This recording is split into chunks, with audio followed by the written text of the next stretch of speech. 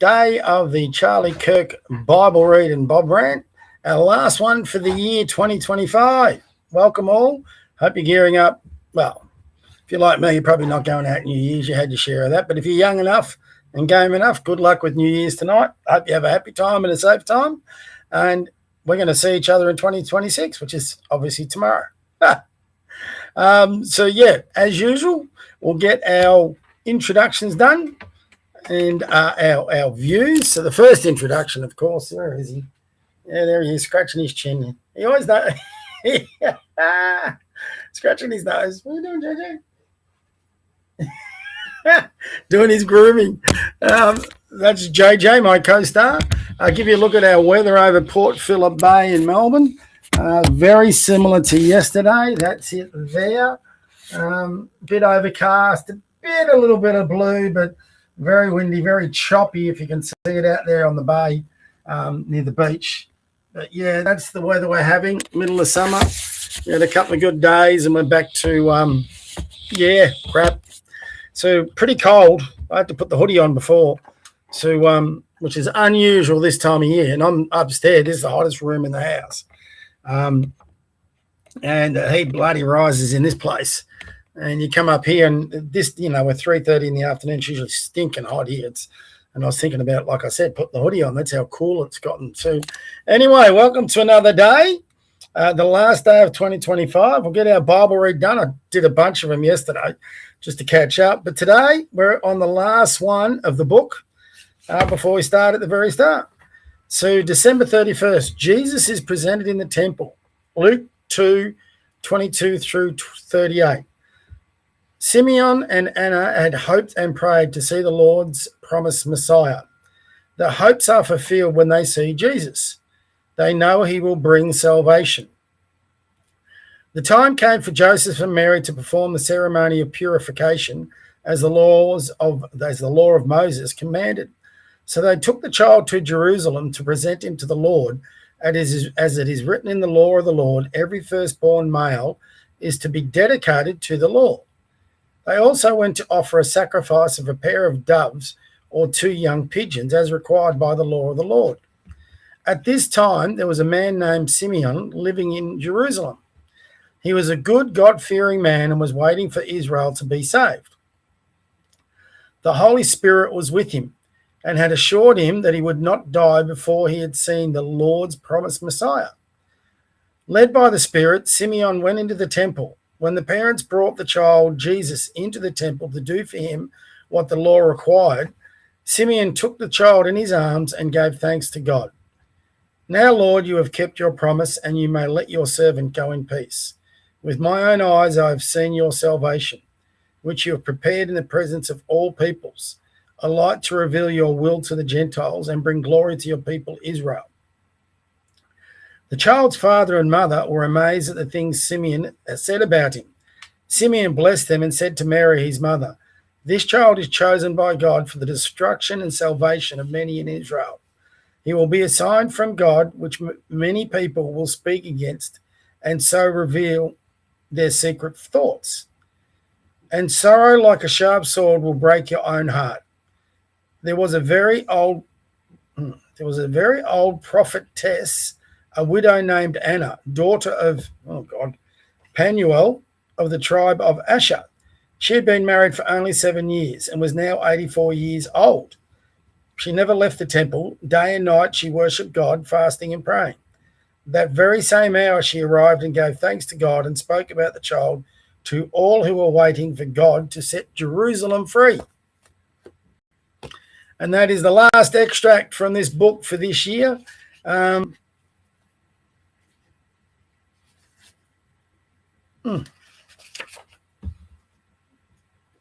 Good news every day. So we start in January 1 next year. Sorry, just having a quick read of the menu. So obviously I started that reading that after the Charlie Kirk assassination.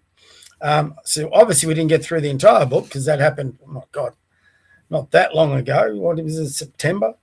So there's a lot more readings to come. Sorry. So we'll get stuck into that from tomorrow in 2026. Time for the rant a bit. Well, I don't have much of a rant. I probably had a big one like yesterday, so chilling out for New Year's. Um, but I did watch Tony Burke. God, he's a snake of a man. Our Homeland Security Minister. What a joke that is. He was just on the news, I think it was this morning, trying to justify why they're not doing a Royal Commission. And it was just such a pathetic response, him and Richard Marles. I mean, you've just had 15 people murdered, 15 Australians murdered. You don't have to be a rocket scientist to figure out, well, we've got to figure out what went wrong. What's the most extensive way of figuring out what went wrong? Is a Royal Commission. You should have called it really the day after the event or whenever it needed to settle, but it should have been one of the first things you ticked off. But here they are, making every excuse under the sun as to why to not hold a Royal Commission. Now, let's be, real here. There's been Royal Commissions held for all sorts of things through the entirety of the Australian political history. Everything, just about. Some of them good, some of them bad. But on this one, if there's any justification for a Royal Commission, surely it's got to be the murder of 16 Australians or whatever it was, 15, 16 Australians. I've lost count exactly of how many it was. So, and don't forget also the lifelong injuries that a lot of these injured victims will have.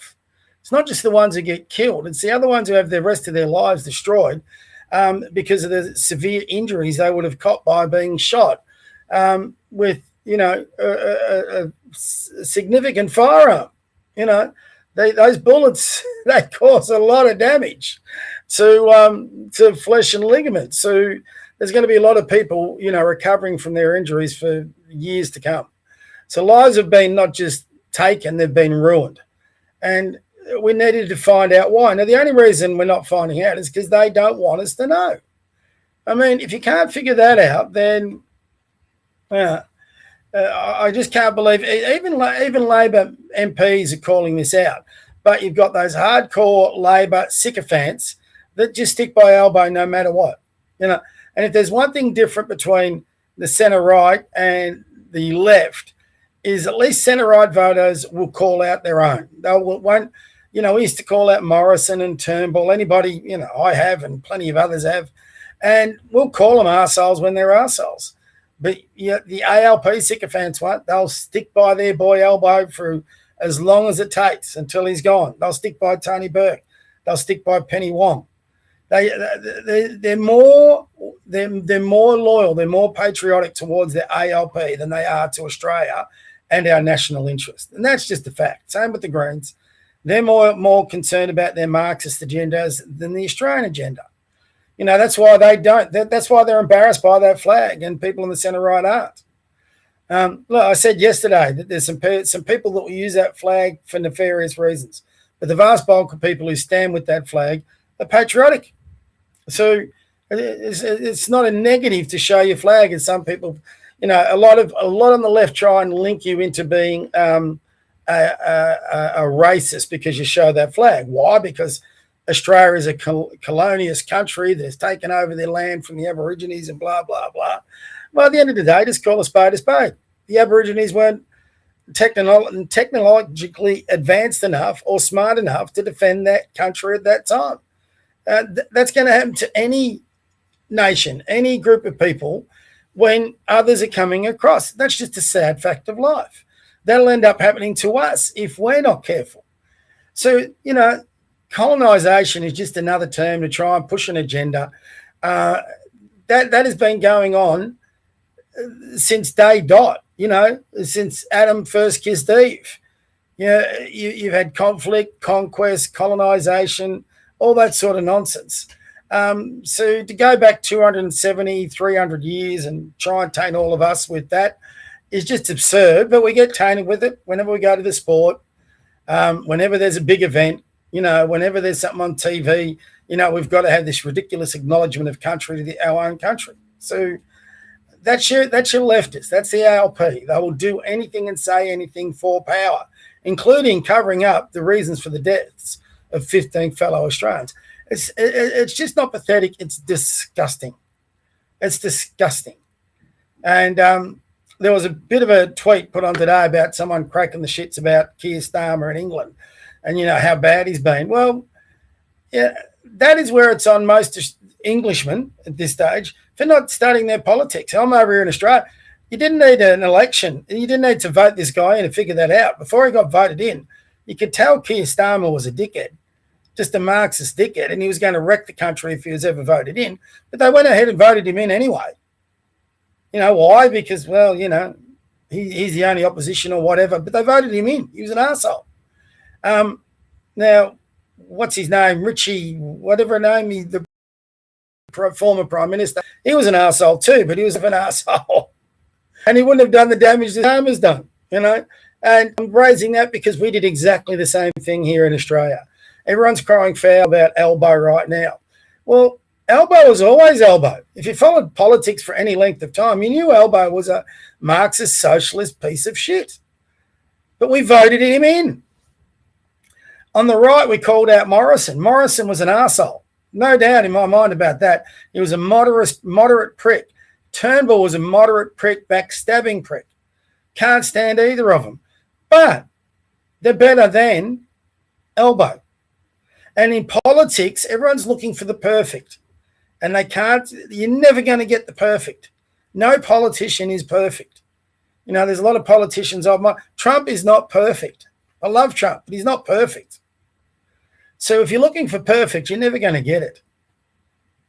And I think, as I shared with some of you on the space yesterday, so many Australians are now just adamant we're going to a civil war or got to have a revolution or all that. There's no need for any of that. Just get educated about politics, know who you're voting for, and vote in some decent people. That's all you got to do. And then you've got the right people in Parliament. You just don't need a majority, and then you can pass it. Now, the smart thing you've got to be doing is with your voting in the Senate and your preferences and make sure that's right. But unless there's an education going around that, we'll never get where we want to go. And, then the voices that are calling for revolution and uprising and civil war and vendettas, well, they're just going to get noisier. They're going to get support, and this country will go somewhere where it doesn't really want to go. I said to anyone who was on yesterday, I got speaking to this guy who immigrated across here from Afghanistan decades ago. And I do think we as Australians really do forget how lucky we've been. If you've been born in Australia, you're extraordinarily lucky. And yes, I include Gen Z in that. I hear what Gen Z's issues are, but I don't think they justify them being so depressed about their future. You're still lucky to be born in this country. Have we got issues? Yes, we do. Are we all suffering from those issues? Yes, we are. I'm not a homeowner. I'm not on a big wage. Cost of living hits me probably harder than it would hit anyone from Gen Z.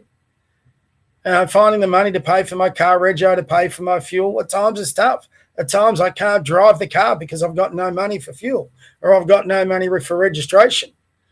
We've all got our hard luck stories. I've got plenty of them. I've been living a lot longer on this planet than a lot of these Gen Zs. Trust me, I would kill to be Gen Z now. I would love to be back in my mid-20s. I would make life so different for myself and better because of the knowledge I've acquired over the journey. But Gen Z don't want to listen to an old boomer. They don't want to take any advice.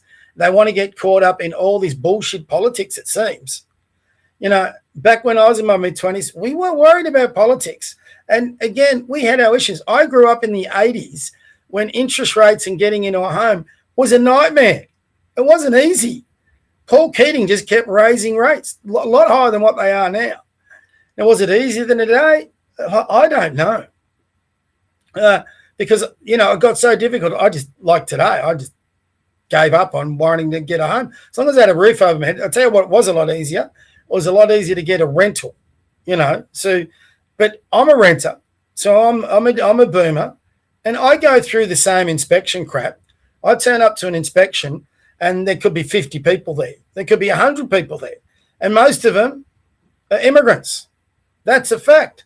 I mean, the amount of inspections, the last time before I got this place, I must have gone to 20 different inspections.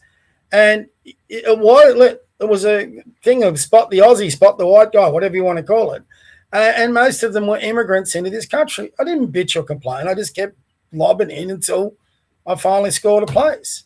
Now, is it difficult? Yes, but it's not just difficult for Gen Z. It's difficult for all of us. But I'm still appreciative that I live in a country where I can get on, for example, this live stream and jabber on about my opinions. I still, at this stage, have freedom of speech. Now, I don't know where that's going with people like Chris Minns and Jacinta Allen, but we still have the power to kick those arseholes out. Gen Z bitch about cost of living. Look at the polls for Gen Z on who they're leaning to fix that. ALP and the Greens. Gen Z are insane if that's their solution. Look at that. They complain about their, how we're losing our country. Who do they vote in? ALP and the Greens, who hate this country. It makes no sense. Again, I would love to get Gen Z on a podcast or a live stream. Anyone. I don't believe they're all like that, but the ones who make the biggest noise that represent Gen Z, are definitely like that. And in my opinion, they speak crazy talk. I've listened to a few of them for a long time now. I've been interested in this. And some of the conspiracies they come up with. What's a conspiracy? A conspiracy is something you're making a claim about that you can't provide hard evidence to prove. That's all a conspiracy is. JFK's assassination. No one's been able to provide the evidence to prove otherwise on how he's assassinated. Now, there's a lot of theories. There's a lot of conspiracies. But you've got to provide the hard evidence that people can't walk away from. As simple as that. Same with the moon landings. They like to raise that. Same with Australia as a corporation. They like to raise that. All these mad conspiracies that get put out there, that's fine. Give me evidence. Give me solid proof that people can't walk away from so we can say, there it is. Until then, it's a conspiracy. And a conspiracy aren't helpful to what we're doing. The sad fact is we've got a government in there that don't care about this country, that hate our country, that are making cost of living more expensive, that are diluting our history. They're trying to force us into this multiculturalism melting pot when we can all say it's not working. And that doesn't mean you're against immigration. All we're after is immigrants who come here, love this country, and take its culture. I don't want diversity. I want Aussies, wherever they come from. I just want Australians who love this country, will work to build better lives in this country. We'll defend this country if we need it. We'll not try and teach us and force upon us our choices, our speech, our faith, our beliefs. That's all we want. So I can walk down the street, do my shopping, say good day to mates, and not have to worry whether some idiot on a bridge is going to take, 100 shots at me and them. How we've got there. And then I don't want a prime minister who's supposedly acting in our interest to try and cover that shit up. That's factual. That's happening right in front of our faces. I don't want oppressive laws being brought in that make a tattoo on the back of your leg illegal, whatever it says. Someone put up there yesterday. So I put up about this dickhead Ben Parsons who dobbed in the guy with the tat. I just called him a fuckwit, and it's got 70,000 views, about 3,500 likes. So, it's exploded a bit. And I just put up what I thought of the guy. So I do find it funny how it does explode. But then I had a guy in the thread, and what would you say if he said gas the Jews? And I said, well, I wouldn't like it, but I wouldn't care either. I'd probably walk past the guy and say, mate, you're a fuckwit. Why'd you get that tattooed on? But I wouldn't stop him from having that tat. If he wants to wear that tat, let him wear the tat. As long as he's not following up with attacking somebody for their faith.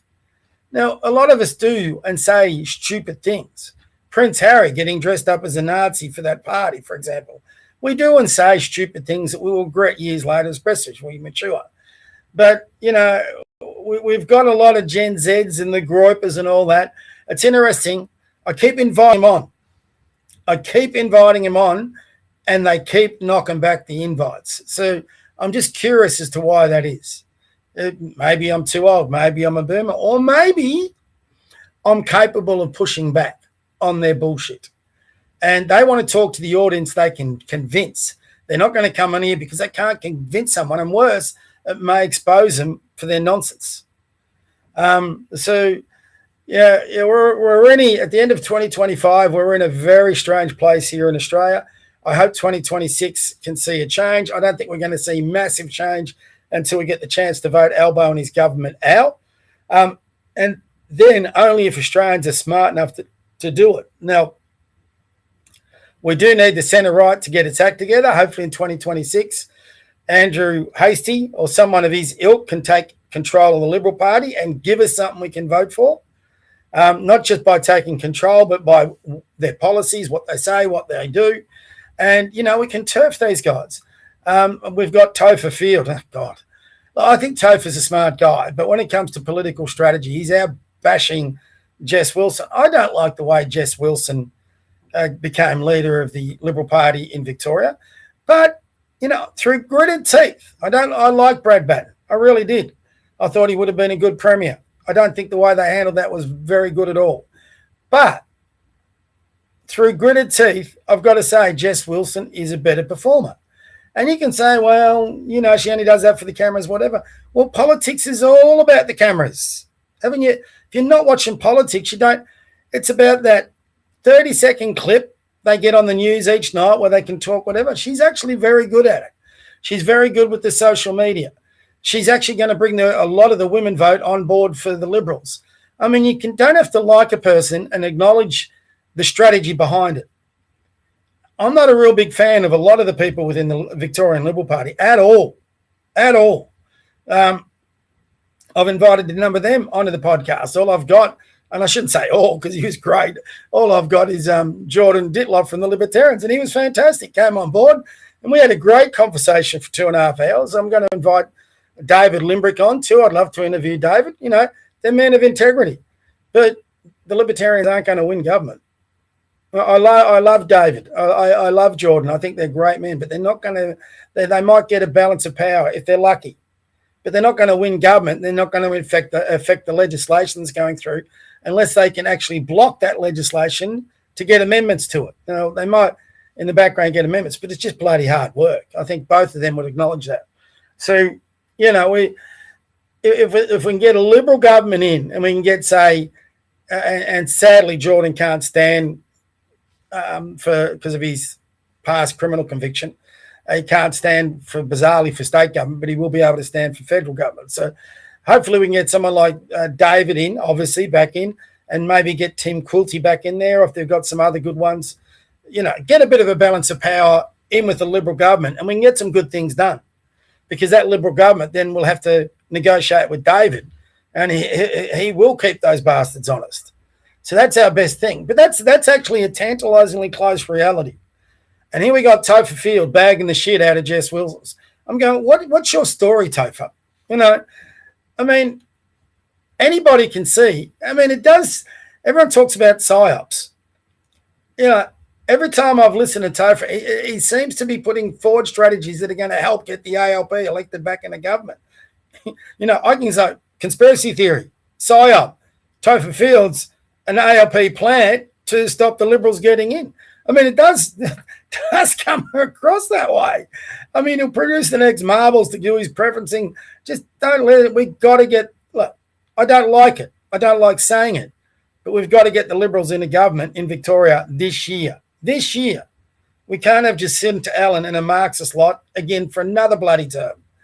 If that happens, Victoria's in all sorts of trouble. So all we can do is keep talking, keep ranting, keep praying, all that, and hopefully it turns around. So I got a bit of a down space yesterday, a bit better today. I watched it was actually a fascinating. I've watched him a couple of times. He's a Catholic priest in America who's an exorcist, and he's talking about demons and all that. The interview didn't so much talk a lot about exorcism, but it did talk a lot about the Catholic faith in the church, and it was quite fascinating. So that sort of reignited my spirits a little bit, because you can get caught up with everything else and get down about it. But, the one thing I did get out of it is if as he was talking, and my Catholic faith and reading the Gospels tells me that demons are a thing because they're mentioned in the Gospels, right? I've never, to my best of knowledge, had an encounter with a demon or an angel for that matter or whatever, but I have had encounters with some very good people and very bad people. Now, maybe like the really bad ones, maybe they are being influenced by a demon. I don't know. That's way above my pay grade. So But a lot of what he was saying did make a little bit of sense in regards to that and why people do behave the way they do. So I hope the devil's not winning. I hope he's not getting – if you've got someone who's spouting – this is my advice, all right? Now, I'll cop flag for it, no doubt. If you've got someone spewing conspiracy theories and hatred for other humans and all that, but there's a difference between hating on other humans with just bigotry and racism and protecting your country. You know, I, on my podcast with our policy, propose a 10-year freeze on immigration. That's not because I hate other humans. It's so we can protect our country and protect the innocent humans, civilians, and citizens in here, and so we can make sure that Australia remains a bedrock of Western society which promotes Christianity. We're not doing that at the moment. We're going a long, long way away from that.